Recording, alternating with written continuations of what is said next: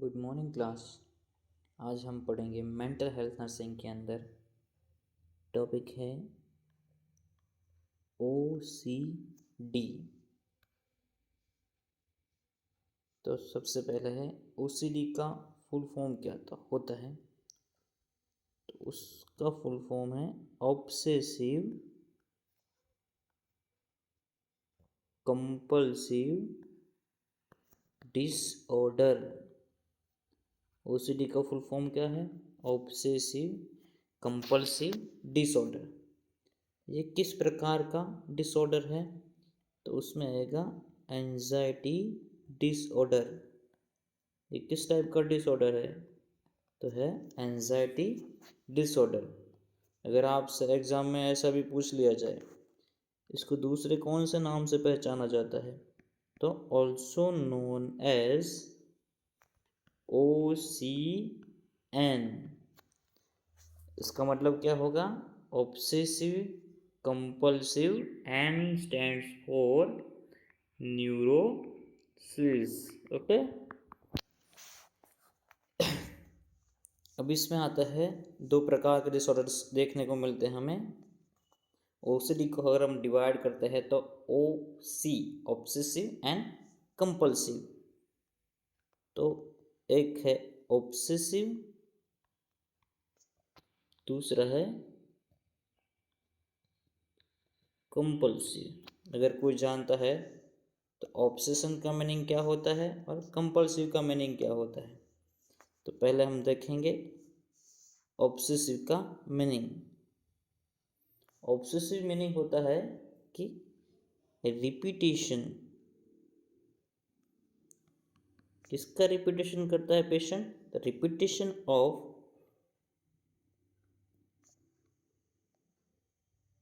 Unwanted thoughts and ideas. कि patient को जिस आइडिया या जो थॉट आ रहा है उसकी कोई भी ज़रूरत नहीं है, फिर भी पेशेंट उस थॉट को माइंड में रिपीट करता रहता है, उसे कहेंगे हम ऑब्सेसिव। तो इसमें क्या होता है? थॉट्स का रिपीटेशन होता है, तो इससे बन गया थॉट डिसऑर्डर है ये। उसके बाद है कंपल्सिव। कंपल्सिव में क्या होता है? तो performing repetitive activity to relieve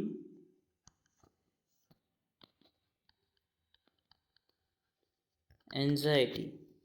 इसमें पेशेंट क्या करता है कि उसको जो एंजाइटी हो रही है उसको रिलीव करने के लिए कोई ना कोई एक्टिविटी बार बार दोहरा रहा है। इसमें क्या कर रहा है? एक्टिविटी दोहरा रहा है, इसलिए हम इसको कहेंगे एक्टिविटी डिसऑर्डर। ओके, ये हो गया। उसमें इसका फुल फॉर्म क्या है, किस प्रकार का डिसऑर्डर है। ये इसका full form obsessive compulsive disorder एक एंजाइटी डिसऑर्डर है। उसे दूसरे कौन से नाम से पहचाना जाता है? तो OCN। उसमें obsessive compulsive neurosis, N stands for neurosis. Obsessive में क्या होता है? तो repetition of unwanted thoughts and idea, इसलिए उसे हम कहेंगे थॉट डिसऑर्डर। उसके बाद है कंपल्सिव, तो उसमें क्या करता है? Performing repetitive activity to relieve anxiety. Anxiety को रिलीव करने के लिए वो कोई ना कोई एक्टिविटी बार बार कर रहा है। इसमें क्या कर रहा है? एक्टिविटी बार बार कर रहा है, इसलिए हम कहेंगे एक्टिविटी डिसऑर्डर। ये हो गया इसका इंट्रोडक्शन। उसके बाद है एक एग्जांपल लेते हैं इसका।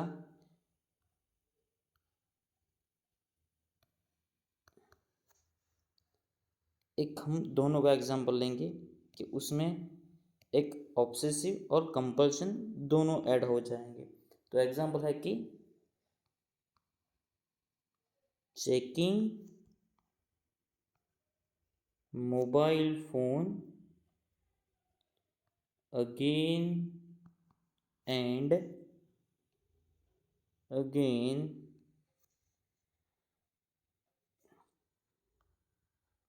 for thinking that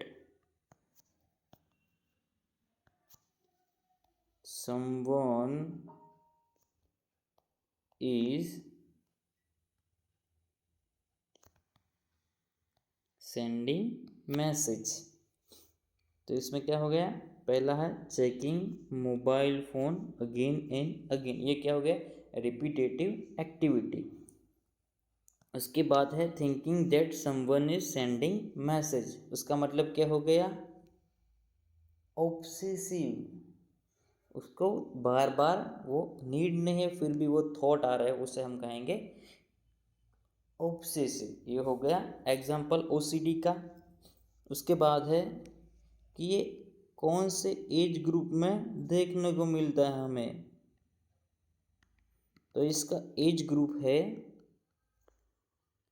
20 से 30 साल की जिसकी एज है उसके अंदर कॉमनली ओसीडी देखने को मिलता है। ओके, क्यों 20 से 30 साल की उम्र में देखने को मिलता है, क्योंकि उस टाइम जो पर्सन है उसे एंजाइटी ज़्यादा रहेगी, उसको स्ट्रेस लाइफ ज़्यादा है उसमें, इसीलिए 20 से 30 साल की एज में ज़्यादा देखने को मिलता है। उसके बाद है उसकी इटियोलॉजी। इटियोलॉजी को हम दूसरा क्या से कह सकते हैं कि उसके कोजिस क्या है। ओके, कोजिस में फर्स्ट आता है जीनेटिक फैक्टर्स। जेनेटिक फैक्टर्स में आएगा कि अगर ट्विंस बेबी हो गए तो उसमें देखने को मिल सकता है, या फिर हेरिडिटरी, उसके पिता को है तो उसके बेबी को होने के चांसेस रहते हैं। दूसरा है न्यूरोट्रांसमीटर,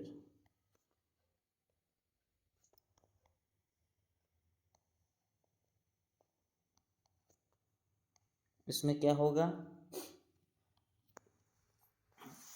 कि हमारे माइंड के अंदर जो सेरोटोनिन है वो हमारा अटेंशन लेवल या हैप्पीनेस लेवल है उसे मेंटेन करने का काम करता है। उसका लेवल डिक्रीज हो जाने की वजह से पर्सन के अंदर एंजाइटी ज़्यादा बढ़ जाती है, इसी वजह से ओसीडी हो सकता है। तीसरा कोज है साइकोडायनेमिक थियरी।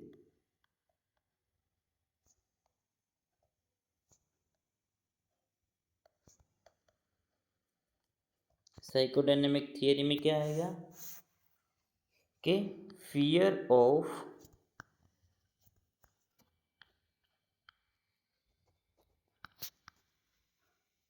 पनिशमेंट, डिस्प्लेसमेंट, कि उस पेशेंट को अगर ऐसा फील होगा कि दूसरे की पनिशमेंट मुझे मिल सकती है, उसकी वजह से पेशेंट के अंदर ये सिम्टम देखने को मिलते हैं ओसीडी के। चौथा है बिहेवियर थियरी।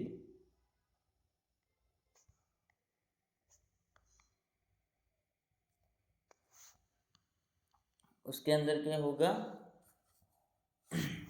पेशेंट कोई पर्टिकुलर एक्टिविटी परफॉर्म करता होगा, उसकी वजह से क्या होता है, उसकी एंजाइटी रिलीव होती है। ये सब कॉजेस हो सकते हैं।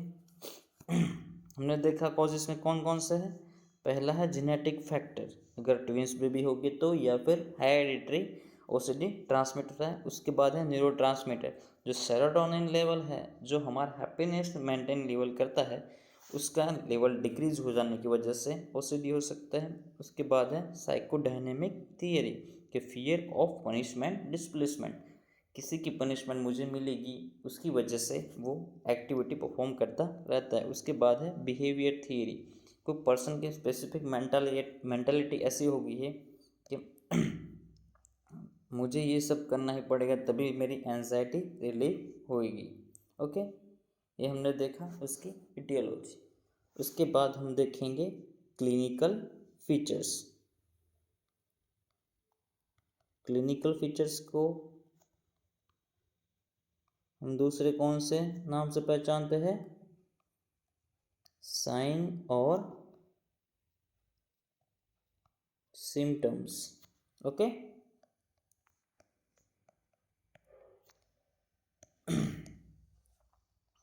इसमें क्या होता है कि पेशेंट कोई भी एक्टिविटी रिपीट करता है, रिपीटेटिव एक्टिविटी सीन, उसके बाद आता है एग्रेसिव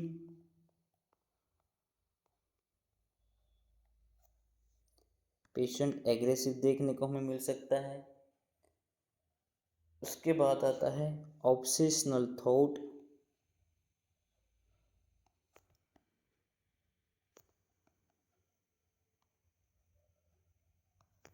उसमें क्या होता है कि पेशेंट को सुसाइड और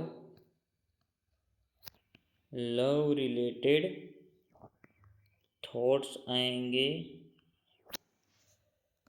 उसके बाद है ऑब्सेशनल रूमिनेशन, उसका मीनिंग है कि पेशेंट को डेली एक्टिविटी करूँ कि नहीं, वो सब थॉट्स आने लगेंगे, टू डू और नॉट टू डू। पेशेंट को ऐसा लगता है कि मैं एक्टिविटी करूँ या फिर ना करूँ। उसके बाद है ऑब्सेशनल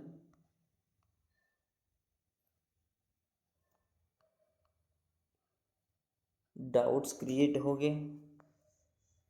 उसमें क्या होगा कि एक्टिविटी पर्टिकुलर कंप्लीट नहीं हुई है, एक्टिविटी हैज़ नॉट कंप्लीटेड, तो वो पर्टिकुलर एक्टिविटी अभी तक फिनिश नहीं हुई, ऐसा थॉट आएगा पेशेंट के अंदर। उसके बाद है ऑब्सेशनल रिचुअल्स,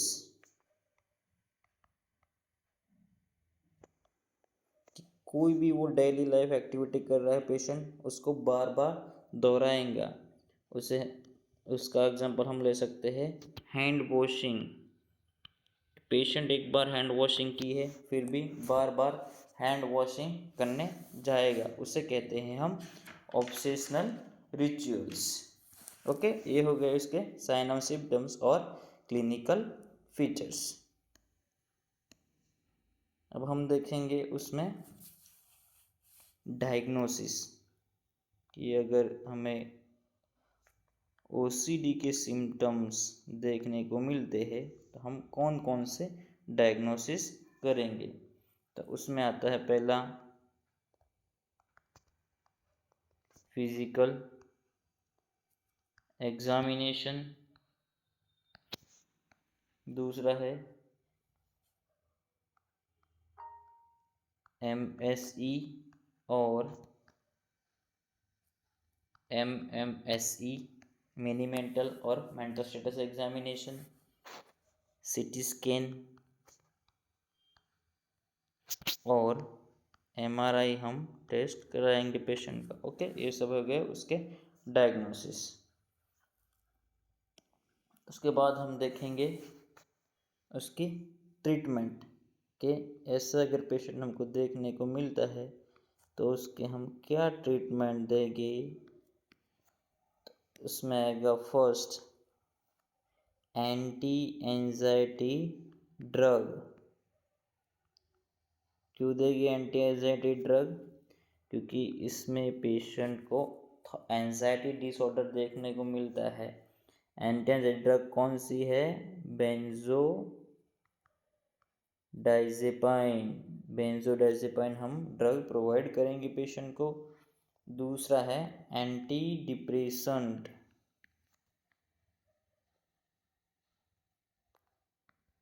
एंटी डिप्रेसेंट कौन सी आएगी? सेट्रालिन। ओके। तीसरा है उसमें,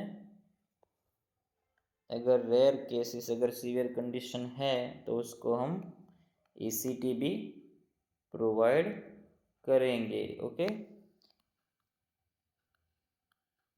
उसके बाद है उसमें थेरापीज।